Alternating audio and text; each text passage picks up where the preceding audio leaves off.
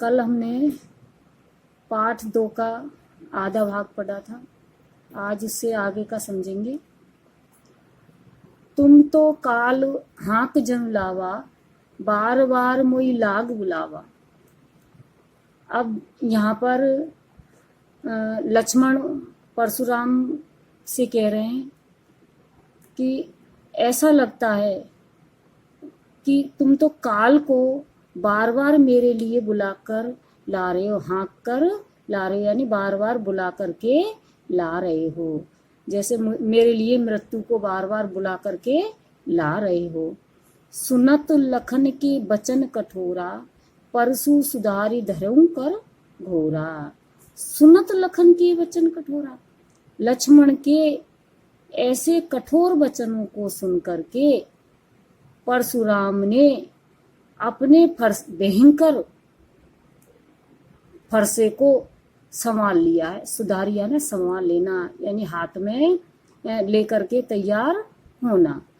तो लक्ष्मण के जो कठोर वचन सुने थे परशुराम ने, उनको सुन करके उनके पास जो फरसा था भयंकर, घोरा यानी भयंकर जो फरसा था, उसको अपने हाथों में साध लिया है, यानी संभाल लिया है। अब जनि देई दोष मोहि लोगु, कटुबादी बालकु बद जोगु। यहाँ पर परशुराम जी वहां पे सभा में उपस्थित सभी लोगों से, जो राजा लोग उपस्थित थे, उनसे सभी से कह रहे हैं कि अब जनि देऊं दोष मोहि लोगु, कि अब मुझे कोई दोष मत देना। यहाँ पर उपस्थित जो भी लोग हैं वो मुझको कोई दोष मत देना, क्योंकि कटुबादु, ये बालक कैसा है? कटु वचन बोलने वाला। कैसा है बालक? कटु वचन बोलने वाला। बालक कौन है यहाँ पर? लक्ष्मण। परशुराम लक्ष्मण को बालक कहकर कह रहे हैं कि ये बालक कटुवादी है, यानी कड़वा बोलने वाला है, कड़वे वचन बोलता है, इसलिए किसके योग्य है? बद्ध जोगु, मारने के योग्य है। इसलिए मैं ये बालक मारने के योग्य है, तो इसको मारने पर आप मुझे कोई भी दोष मत देना। बाल बिलोक बहुत में बाचा, अब यहू मर निहार वहां साचा। अब यहाँ परशुराम जी कहते हैं कि बाल बिलोक बहुत में बाचा, बालक देख करके, मैंने बालक जान करके इसको बहुत बार बचाया है। मैंने इसको बहुत बार बचाने की कोशिश की है, क्या सोच करके कि तो बालक है, लेकिन अब यह मर निहार, अब ये मरने के योग्य है। सच्चाई तो यही है कि अब ये मरने के योग्य है। कौशिक कहा क्षमी अपराधु। अब कौशिक किसको कहा है? विश्वामित्र को। विश्वामित्र जी कह रहे क्षमी अपराधु, अपराध को क्षमा कर दो। अब क्यों क्षमा कर दो? क्योंकि बाल दोष गुण गणई न साधु। जो साधु लोग होते हैं, जो सज्जन लोग होते हैं, वो बालक के दोष और गुण की ओर ध्यान नहीं, गणई नहीं, यानी नहीं गिनते, ध्यान नहीं देते हैं, इसलिए तुम इसके अपराधों को क्षमा कर दो। ये बात किसने कही है? विश्वामित्र ने परशुराम जी से कहा है। खर कुठार में अकुरुन को ही, आगे अपराधी गुरु द्रोही। यहाँ पर परशुराम जी अब कह रहे हैं विश्वामित्र से कि खर कुठार, यानी कि मेरा फरसा कैसा है, कुल्हाड़ा कैसा है? धारदार। इसको बता दो कि मेरा कुल्हाड़ा है जो धारदार है, और मैं कैसा हूँ? अक्रूर, या निर्दयी हूँ और क्रोधी हूँ। मेरा स्वभाव भी निर्दयी है और क्रोधी स्वभाव का हूँ, और मेरे हाथों में क्या चीज है?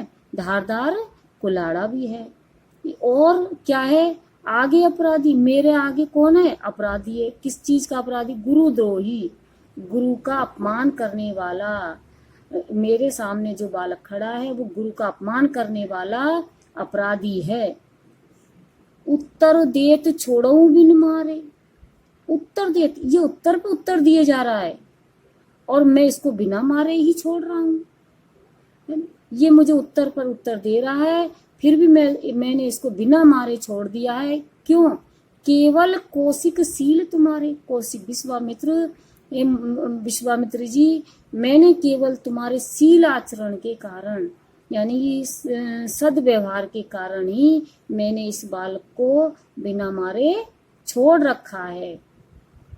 न ते यही काट कुठार कठोरे, नहीं तो क्या होगा, न ते ही नहीं तो काटी कुठार, मेरे कुठारे से, मेरे कठोरे, मेरे कठोर जो कुठारा है, कुल्हाड़ा है, इससे मैं अब तक इसको काट देता और मार देता। उससे क्या होता, गुरही उरिन होता हूँ श्रम थोड़े, थोड़े से श्रम से ही, श्रम थोड़े यानी बहुत कम कार्य से ही, बहुत कम श्रम से ही मैं अपने गुरु के ऋण से उऋण हो जाता, यानी ऋण मुक्त होता हूँ, हो जाता, मुक्त हो जाता, वो है ना, उऋण यानी ऋण मुक्त होते यानी हो जाता। मैं थोड़े से श्रम से ही अपने गुरु के ऋणों से मुक्त हो जाता, क्योंकि ये बालक ने मेरा गुरु को अपमान किया है और मैं इसको मार करके अपने गुरु के ऋण से मुक्त हो जाता।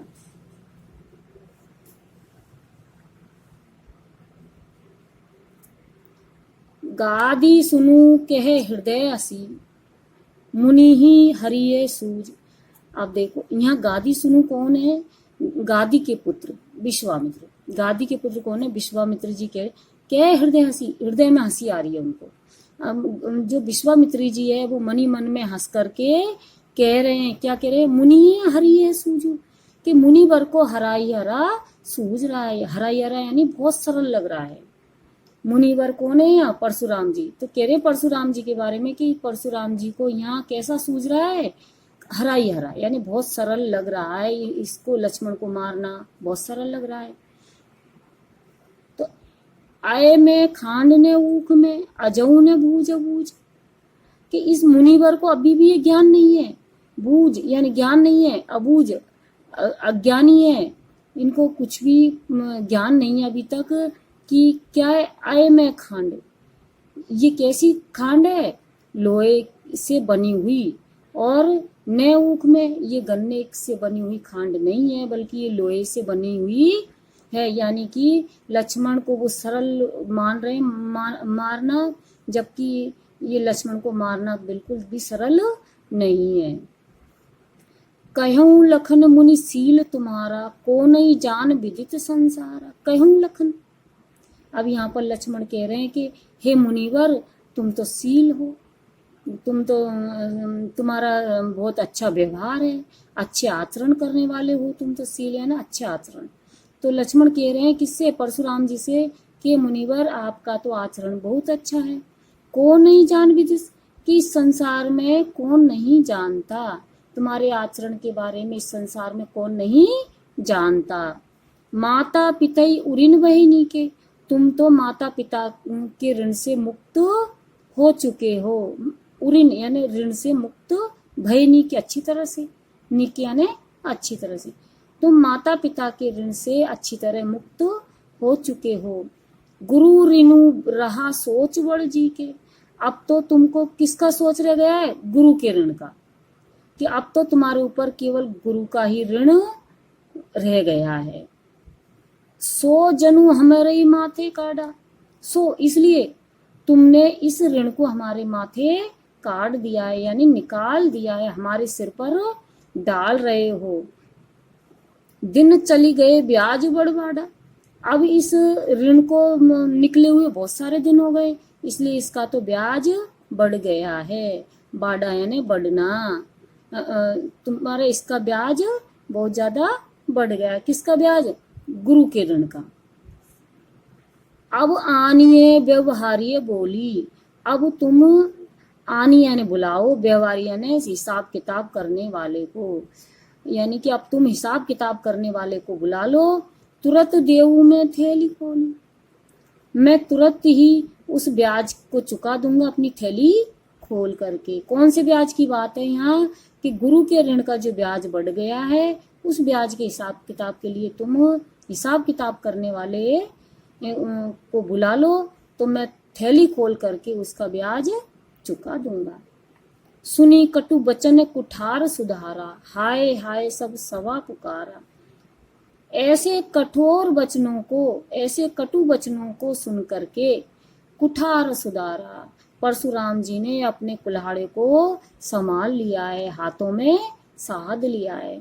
और इन सबको देख करके पूरी सभा, सब सभा पुकारा, पूरी सभा हाय हाय पुकारने लगी, क्योंकि पूरी सभा में भय व्याप्त हो गया कि अब परशुराम जी कुछ भी कर सकते हैं।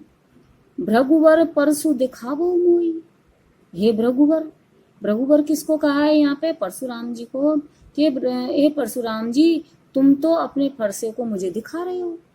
विप्र विचारी बचो नृपदोई, नृपदोई यानी राजाओं के शत्रु, हे राजाओं के शत्रु, मैंने तो तुमको ब्राह्मण समझ रखा था और तुम तो मुझे बार बार फरसा दिखा रहे हो।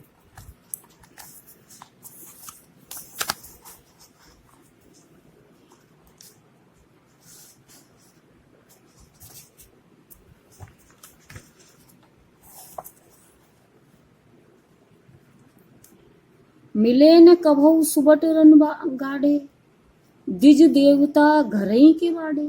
ऐसा लगता है कि तुमको रन में कभी भी वीर योद्धा का सामना नहीं हुआ है। मिले न कभी भी नहीं मिला है। सुवट रन गाड़े, रणभूमि में वीर योद्धा तुमको अभी तक भी नहीं मिला है। और द्विज देवता, हे ब्राह्मण देवता, तुम तो घर ही में उछलते रहते हो, बाड़े यानी बढ़ते रहते हो, कहते रहते हो, तुम तो घर में ही अपनी बातों को करते रहते हो। अनुचित कही सब लोग पुकारे। अब वहां जो सभा थी, राजाओं की जो सभा थी, जहाँ पर स्वयंवर चल रहा था राम और सीता का, वहां उपस्थित सभी राजा क्या कहने लगे इन सब बातों को सुन करके? अनुचित अनुचित कह करके सब लोग पुकारने लगे। रघुपति शयन ही लखनऊ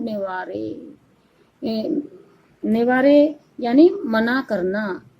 तो लखन से मना किया, क्या करने के लिए? रघुपति यानी श्री राम ने अपने नेत्रों के इशारे से लक्ष्मण को ये सब कहने के लिए मना किया, यानी इशारे में श्री राम ने लक्ष्मण को इशारों में कहने के लिए मना कर दिया। लखन उत्तर आहुति सरिस, लखन के जो उत्तर थे, लक्ष्मण के जो उत्तर पे उत्तर दे रहे थे, वो कैसे थे? सरिसन आग में आहुति देने के समान थे। भृगुवर कोप कृशानु, और जो परशुराम थे उनका क्रोध कैसा था? आग के समान। भृगुवर यानी परशुराम, कोप यानी क्रोध, कृशानु यानी आग। जो भृगुवर का परशुराम का जो क्रोध था वो आग के समान था, और जो उनके उत्तर थे लक्ष्मण के, वो उसमें आहुति के समान थे, जो कि परशुराम के क्रोध को बढ़ा रहे थे।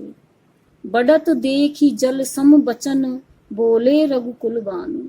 बढ़त देखी, इन सब चीजों को बढ़ता हुआ देख करके, इस वार्तालाप को बढ़ता हुआ देख करके, और यह परशुराम के क्रोध को बढ़ता हुआ देख करके, श्री राम रघुकुल यानी श्री राम ने शीतल भानु शीतल जल के समान मीठे वचन बोले और परशुराम को शांत किया।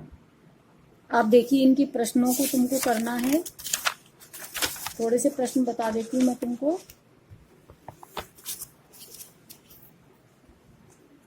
अब देखिए यहाँ पे भृगुसुत का से क्या तात्पर्य है? भृगुसुत किसको कहा है? भृगु के पुत्र कौन थे?